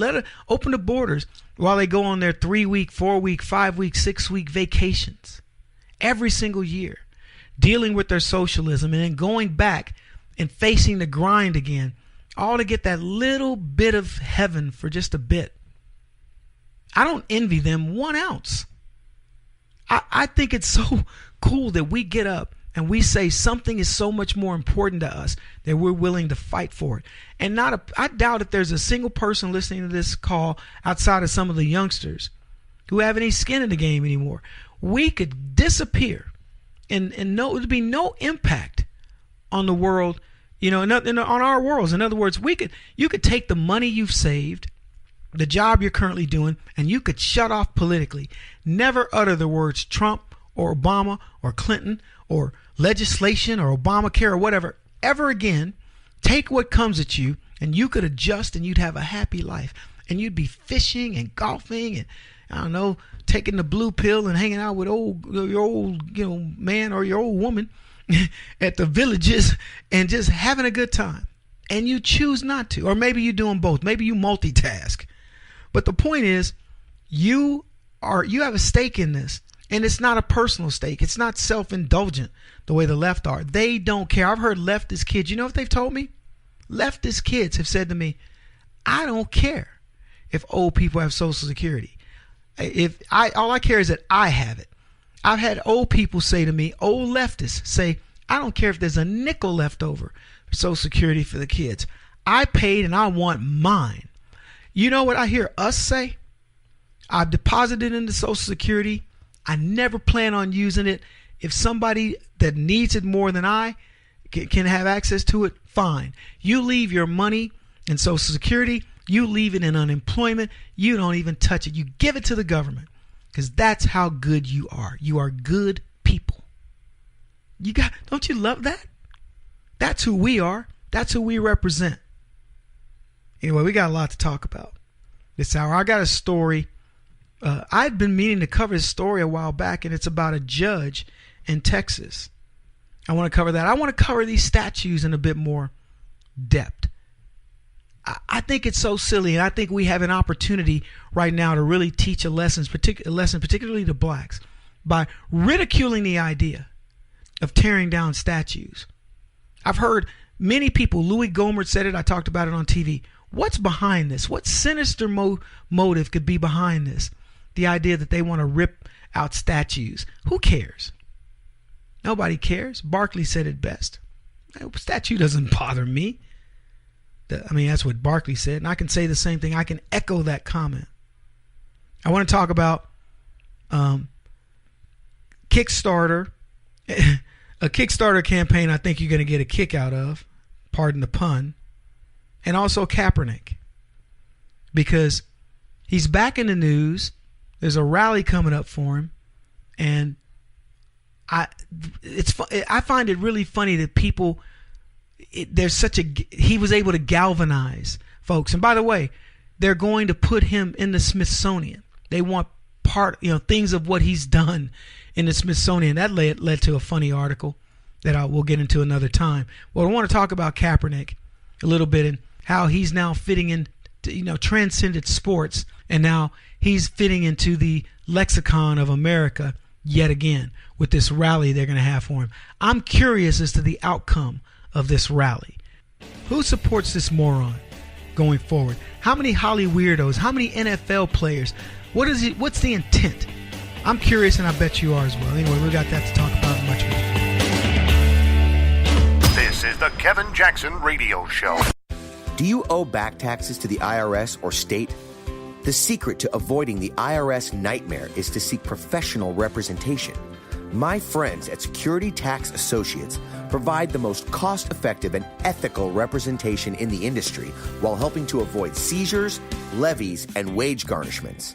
Security Tax Associates is here to ensure that the appropriate steps are taken to permanently eliminate any possibility of future tax burdens once and for all. For a free, no-obligation consultation, contact Security Tax Associates, 844-779-4177. That's 844-779-4177. 844-779-4177. Or visit them at securitytaxassociates.com.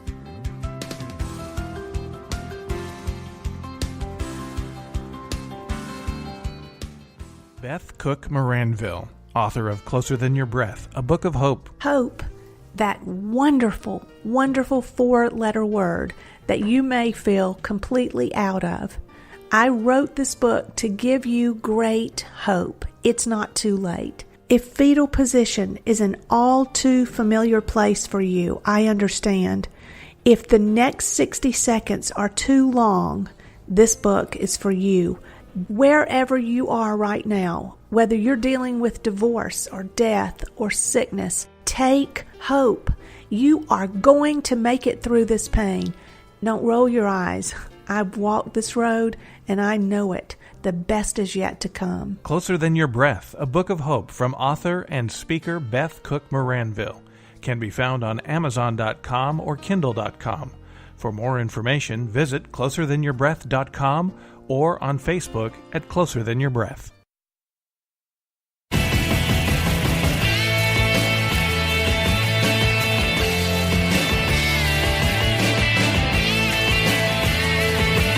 This is the Kevin Jackson Radio Show.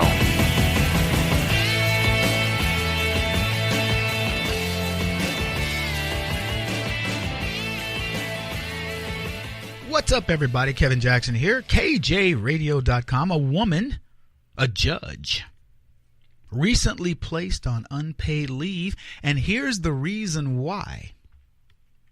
By the way, if you ever want to know what we're talking about and you go, what's this? I heard Kevin talk about some judge or whatever, go to KJRadio.com. You can search top right corner, judge. It'll pull up all the stories we've done on judges, and you can just select to your heart's desire. Or you can jot down the date of the show. I heard the show on this date. Go look for it. Boom, there it is. Boom, there it is. Boom, there it is. Yeah. So anyway, this judge gets placed on unpaid leave because they discovered, well, much to the chagrin of many, many people in this little Texas town, that she was not a U.S. citizen. Now, I thought that the government was to protect us from enemies, foreign and domestic. And then I learned that we have someone who's not even a citizen of the United States sitting in judgment of you and I. Now, you know, liberalism runs rampant when the people who sit in judgment of you are not even your own citizens. That would be like me going to France and sitting on a judge and say, hey, I'm visiting today. Could somebody point me to the nearest courthouse or magistrate or whatever they call it? It's probably pronounced magistrat. Now, I don't know that word in French. Sorry. I do speak French, but I don't know that word. But they point me to the nearest place. And I say, hello, everyone. My name is Kevin. I am here to sit in judgment of you. Ha ha ha. I do not care what your laws are. I will bring my American sensibilities to whatever you have going, and that will be that, and you will accept this. Yeah, how would that go over? Liberalism is what we have running amok. The Waco Tribune put this. Officials in South Texas. This is Texas, folks. We're not talking California. We're not talking Massachusetts. We're not talking Vermont. We're talking Texas is where this happened. It was discovered that a judge, a municipal court judge, is not a U.S. citizen.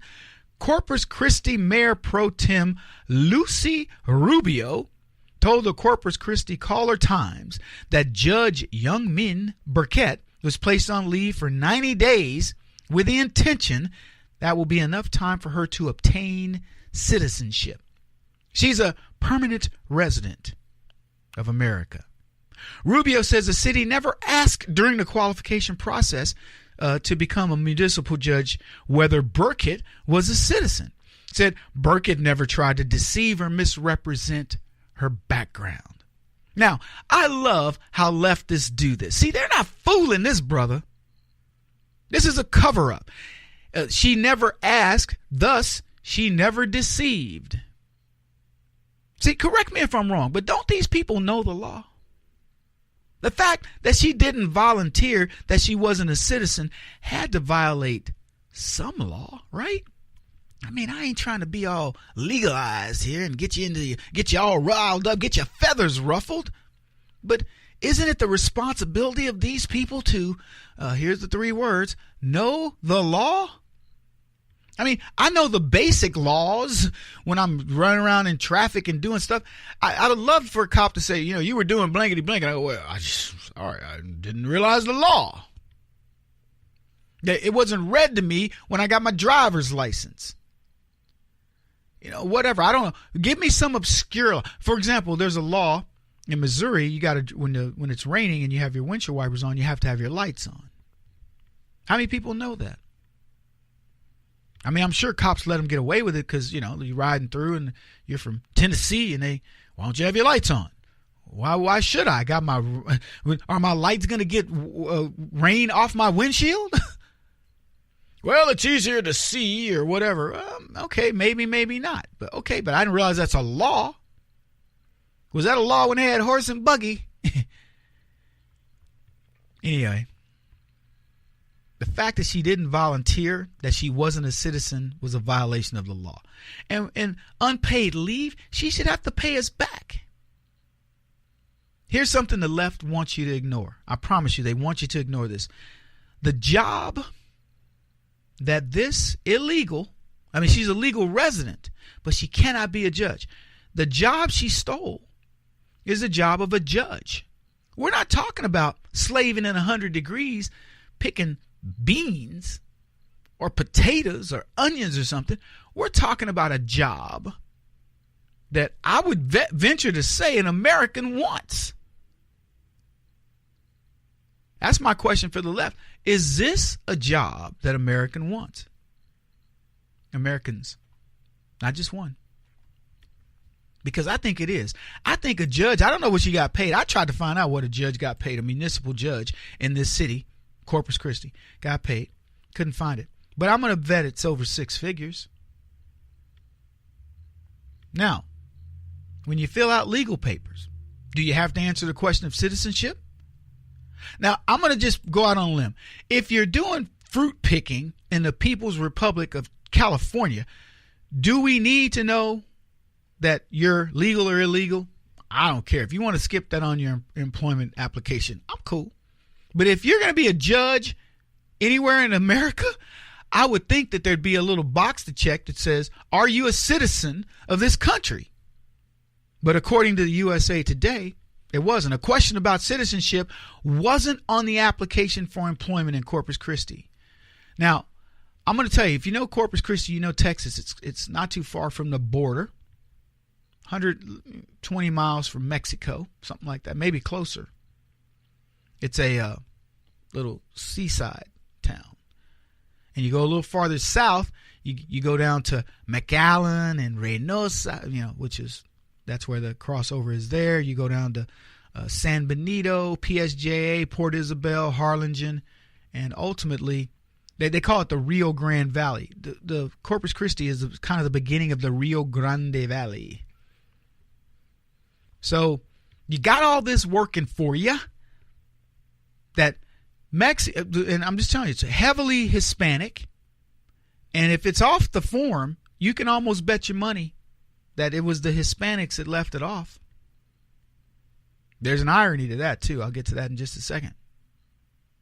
So Rudy Garza is the one who said that that question's not on there. And he says the documents instead ask a question about whether the applicant was eligible for legal employment in the state. Well, right there, you've got a problem. So you can be a legal resident and have a job, but certain jobs you can't have. Like you can't be president. Just saying. Now, I call BS on this anyway because anyone who's a judge should know you can't be a judge unless you're a citizen. Talk about your conflict of interest there, Edith, says Archie Bunker. So despite lying about her citizenship, folks, Judge Young Min Burkett has 90 days to become a citizen. And in a real twist of irony, her rulings are going to stand. But the most shocking part about this story, seriously, the most shocking part is that Young Min is not Mexican. But my outrage remains the same regardless of the race. At least Young Min processed legally into the country. She was a legal resident, and she did marry a Guaylo, which is a white person for you English-speaking.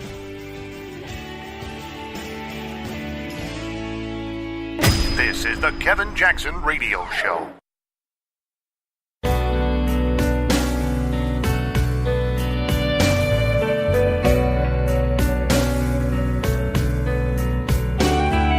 This is the Kevin Jackson Radio Show.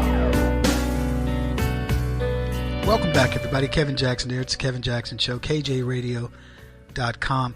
And I have to tell you, this thing on statues bugs me for more than one reason. It bugs me because it's obliterating history. And history should educate, not scare. And I realize that, history can be formidable. There are things in it that have occurred in history that we don't like. The Civil War was one of those things.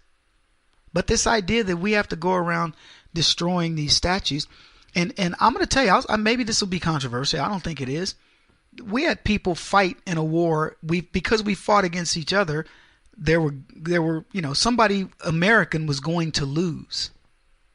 And it's a shame that everything that led up to the Civil War happened because brother should not fight against brother. We had fought for our freedom, and suddenly we were fighting internally over money, over who could control the industry, if you will. And let's face it, if you had slaves, you had an advantage. And so that's what we fought the Civil War over. We use people as cattle and chattel. They were the manufacturing engine, if you will, of the agrarian society. And there were a group of people that said, look, we can't compete with that. We can't compete against free labor. But the founding fathers wrote this out in the 3 areas of the Constitution that dealt with slaves. One was the enumeration clause, where the Northerners said, no, if you're going to treat people like cattle, then you have to count them as cattle. You can't count them as people. And people blame the Northerners and say, well, that's some Republicans trying to get black people to not be counted. But the reason they did it was they didn't want the South using people as cattle for one purpose, but counting them as people for another, because slavery would never have ended. The South would have had an advantage over the North by counting slaves as people but giving them no representation, no ability to vote? Can your cattle vote? I mean, that's a very simple question, right? Your cattle can't vote. So your people can't. Your slaves can't vote. You either treat them as humans or you treat them as cattle. So we compromise, the 3/5 compromise. First area where slavery was mentioned, though not by name, and certainly blacks were not mentioned by color. And in the second place was in the Fugitive Slave Act, which said if a slave had been run off, then he would have to be returned to the place where he was a slave. And finally, the last place where blacks are mentioned in the Constitution had to do with limiting the importation of slaves, Article 1, Section 9, that said you can't bring any more slaves in after January 1st, 1908. That's the end of it. And so the Civil War actually ended up being fought over the notion of the Democrats saying, okay, we have a workaround for this. We will make the descendants of slaves slaves. And that's why Anthony Johnson, one of the first black slave owners, went to court over one of his indentured servants who said, I had served my indentured servitude and he's keeping me here forever. And the courts of the time ruled against him and said, no, you are a slave forever. And so black man Anthony Johnson owning slaves and suing to make somebody a slave in perpetuity. That's how insidious the idea of slavery is. And so it's completely everything about slavery is completely misguided, except the idea that nobody should ever be at the behest of another human being and held as a slave versus a master. Unless you're into BDSM and you want that. Get your safe word. There are people who want to have a master. Generally, it's related to sex. They want someone that tells them what to do, how to do, whatever. And, you know, that's an interesting group, but that's voluntary. Outside of that, nobody should have a slave-master relationship forced upon them. Certainly the slave. And so, as I mentioned the other day, it's a percentage of the population who were slaves. People think all black people were slaves back in the day. We weren't. We were not. Only just over 13%, roughly 13.7% of the people, of black people, were slaves during the time of slavery, which means 86.3% of the people, of black people, were not. Overwhelmingly, black people were not slaves. So this idea that there was this overwhelming, thing that every black person you saw back in the day was ridiculous. I bet you $1 to Rice Krispies that most people do not realize what I'm telling you. They don't know that. Pardon me. They don't know that the overwhelming number of blacks were not slaves. They don't know that blacks owned slaves. Many blacks, wealthy blacks. At one point, somebody even theorized that the top slave owner in history was a black man. He owned 63 slaves. He was not, by the way. We talked about this the other day, but it bears repeating. People don't know that these so-called Native Americans, the Indians, owned slaves. Yeah, they were slave owners. So when you're talking about giving those tribal lands to Indians and so on and so forth, maybe black people ought to sue the Indians and get a little bit of reparations from them too. And now they want to remove the statues of white people who did nothing more than fight because they were told to fight. Robert E. Lee gave away his slaves weeks, it was months before the war ended, and became an abolitionist afterwards, fought for blacks, for their rights after he retired from the Confederacy. But they want his statue removed because these ignorant, silly Negroes out there who are being wooed over by the leftists, these white bourgeois cocktail sippers, don't even have enough sense to go look up history and say, why would I remove his statue? I argued the other day on TV, why didn't the University of Texas, they removed 4 Confederate statues. Why did they not remove the LBJ building, the LBJ library? The Nazis removed offensive statues. Let's put it in historical perspective. ISIS destroys what it deems offensive statues. So I'd like to help the left continue down this path because it always leads back to them. Bill Clinton, savior of the left in the late 90s, now where is he? How is he being canonized? You think anybody wants to build a statue for Bill Clinton at this point in his life? The LBJ statue was unveiled in September 2006. It's located at the Quad in front of Flowers Hall. It's a near life-size depiction of the young Lyndon Baines Johnson, 36th President of the United States, as he may have appeared while a student at Texas State University, then known as Southwest Texas State Teachers College. Johnson graduated from Texas State in 1930 with a Bachelor's of Science in History and with a permanent teaching certificate. Commissioned by the Associate Student Government, the statue is the work of an acclaimed sculptor, Lawrence Lutke of Houston, Texas. Now, Lutke was a fellow at the National Sculpture Society and a corresponding member of the Royal Academy of British Scholars. Texas State remains the only university in Texas to have graduated a U.S. president or vice president. While Johnson's memory remains alive on campus, the LBA Student Center is named in his honor, as is the university's Lyndon Baines Johnson's Distinguished Lecture Series. This is the first statue of the former president on campus, and I say they need to remove it. LBJ was a cross-burning racist, hated black people, made our lives miserable, schemed against black people, saying things like, I'll have them, and he used the N-word, voting Democrat for the next 100 years. And he's gotten it. He's accomplished exactly what he said he would accomplish. And so schools honor him.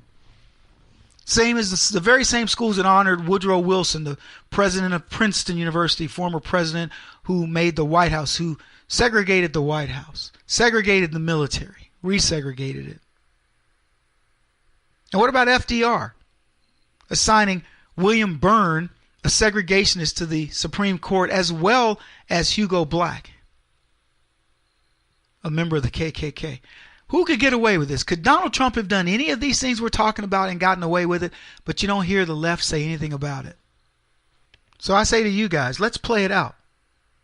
Let's see how far it goes. Let's see how many of these scoundrels have to go down the tubes before the Democrats go, whoa, I think it's a conspiracy. I think the Democrats know exactly what they're doing. I think the Democrats see this as a way to get rid of their history and pretend it never existed.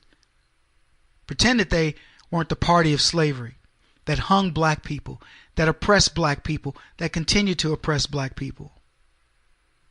Hillary Clinton, Bill Clinton, Barack Obama all eulogized Robert Byrd, a cross-burning member of the KKK, a Kleagle. They eulogize this man. Show me something like that Trump could get away with. Anything close. Anyway, we got a lot more to talk about. Keep it here. Kevin Jackson on the Black Sphere Radio Network. Do you owe back taxes to the IRS or state? The secret to avoiding the IRS nightmare is to seek professional representation. My friends at Security Tax Associates provide the most cost-effective and ethical representation in the industry while helping to avoid seizures, levies, and wage garnishments. Security Tax Associates is here to ensure that the appropriate steps are taken to permanently eliminate any possibility of future tax burdens once and for all. For a free, no-obligation consultation, contact Security Tax Associates, 844-779-4177. That's 844-779-4177. 844-779-4177. Or visit them at securitytaxassociates.com.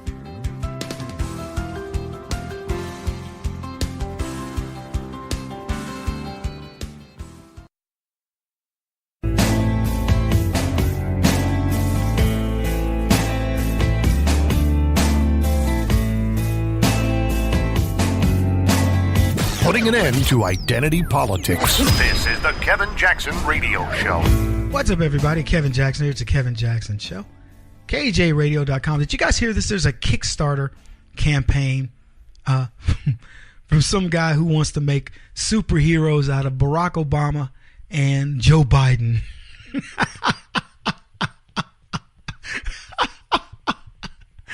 Beavis and Butthead comes to mind. Seriously, superheroes. A Kickstarter campaign, they want to raise $100,000 to do a cartoon series, and you should see the pictures. You know, it's got Joe Biden with these really beautiful locks of hair, which of course is pretty ironic in itself, and Barack Obama looks all chiseled and cool. It is crazy. A Kickstarter campaign. Would you donate to it? How much money would you make? Do you think? How do you make Obama a superhero?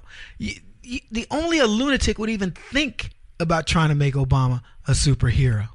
Seriously? Too funny. Man, what else we got? Hey, this is a funny story. As of right now, Kaepernick still can't get a job because he did what most leftists do, which is he didn't think his little thing through to the end. See, the left, they rarely think anything through to the end. So when Kaepernick took his knee during the national anthem, the playing of the national anthem in one of the 49ers games, he thought he was making a good career move, kind of like Nadal. You know, Maria Chappelle Nadal, she just knew that if she threatened to kill Trump, her career would soar. Marilyn Mosby, she thought if she sided with Black Lives Matter, it would be a career booster. Look, folks, Kathy Lee Griffin, what's her name, Kathy Griffin? She thought if she chopped off the head of Donald Trump like Al-Qaeda and held his head up, it would be a career booster. She would get a series, whatever. How many incidents do we have to show these leftists that they cannot be successful at before they go, you know what? I'm going to stop doing this nonsense. But they keep doing it. So Kaepernick, he took his knee thinking, oh, this is going to be, good things for us. Likely thought Hillary Clinton would be president and progressivism would still be flourishing. It wasn't. And he lived under the erroneous notion that America wasn't fed up with people like him. See, I'm convinced, and it's because of people like you, I'm convinced that America has sickened of those who disrespect the country. The very country that gave Kaepernick and all Americans like him our freedoms. So America spoke, and you spoke loud and clear. We made sure the NFL knew our feelings, and we stopped watching these high-paid babies make their fake narrative political statements. And so Kaepernick now, he's looking for a job. He's like, I need a gig. I want to, please, please, please. And America is continuing to speak on this subject saying, no, no, no. And the fact that Colin Kaepernick doesn't have an NFL job is now getting the Occupy, the Black Lives Matter movement, and maybe even the Al Sharpton treatment. They called a rally for this guy.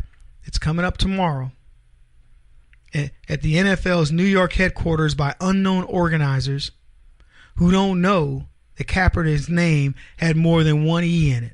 They misspelled his name because it's Kaeper. They spelled it Ka. The fools that put this together can't even spell this moron's name. But anyway, they put this thing together and they don't know, they can't figure out who's the organizer. Spike Lee is in support of it. He's been very vocal. Why can't this fool get a job? I need to give Kaepernick a job. But when it came to who owns the rally, he backed off. Yeah, the Justice League NYC People's Consortium and a group called Empowerment Movement are three groups. There's the Justice League NYC People's Consortium and the Empowerment Movement. They're the ones on the flyer calling for the rally, but they don't know who the coordinator is. Yeah. Nobody wants to claim it. Spike Lee. He kind of reminds me of a fly. I think that's why I was thinking of flip. But Spike Lee tweeted that, hey, I'm down for it, but he's like, I don't know who the organizer is because he doesn't really want to be associated with it. Now I say that, I've said it twice now because I want to be very clear. Spike Lee wants to be down for the cause, but he's not going to be the organizer. And here's what's funny about it.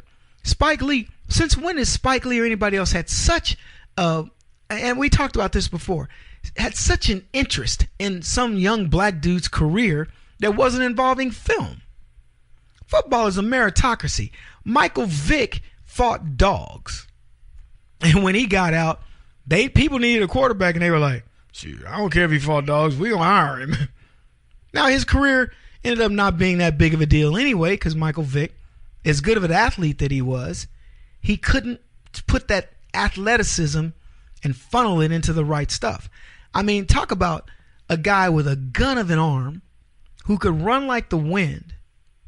And then you get a guy like Brady, who's very stationary, not very fast, good arm, but Brady would just thread the needle.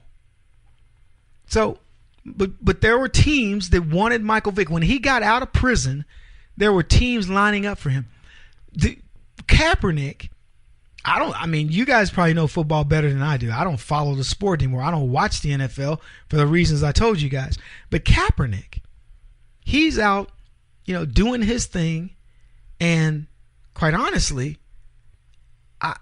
nobody wants him. I mean, it couldn't be athleticism. I think he's probably a decent. When I watch highlights of the games, and he hasn't played in a while, but at one point I thought this guy was a good quarterback.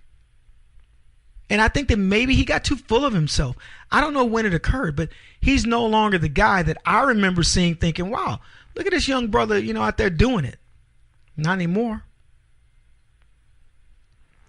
Anyway, Spike Lee doesn't care about any other football player except the one who disrespects America. That strikes me as odd. I defy anybody to show me where Lee fought so hard for a football player. He cries racism when he could just as easily cry Americanism. See, Lee claims racism in a sport dominated by black players. I think I gave you guys these statistics a while back. Black players outnumber white players in the NFL by more than 2-1. 68.7% of the players in the NFL are black. 28.6% of the players in the NFL are white. Now, white people outnumber black people 3-1, but black people outnumber white people 2-1 in the NFL, plus 2-1 plus. So when you think about that, it's a 6-1 disparity in terms of ratios, and nobody cries foul in the NFL, and I don't want them to. I want the best athletes. I don't care what color they are. Give me the best athletes. So Lee wants you to believe the sport is racist because Colin Kaepernick can't get a job. The sport has to be racist. In other words, a race representing 13% of the population has almost 69% of the NFL, which is 5 times the population of blacks, and that's racist. Yet many idiots on the left dare cry racism when Kaepernick pulls his un-American stunt. It wasn't a racist stunt. It was an un-American stunt. And this is why I tell people, don't take the left seriously. Don't take Spike Lee seriously. He's not. If Spike Lee were being genuine, he would say to you, look, I don't think you should blackball this kid because he made a mistake or whatever. I could get that. But when you try to cry racism, they don't want Kaepernick because he's black. And 69%, almost 69% of the NFL is black, with 13% of the population being black, you become a clown. You're a buffoon. And Lee goes on to ask, why doesn't anybody want Kaepernick?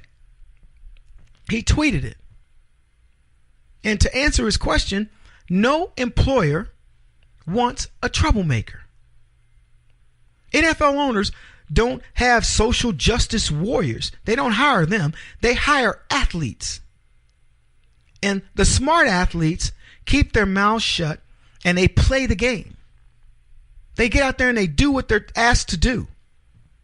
End of story. But not Kaepernick.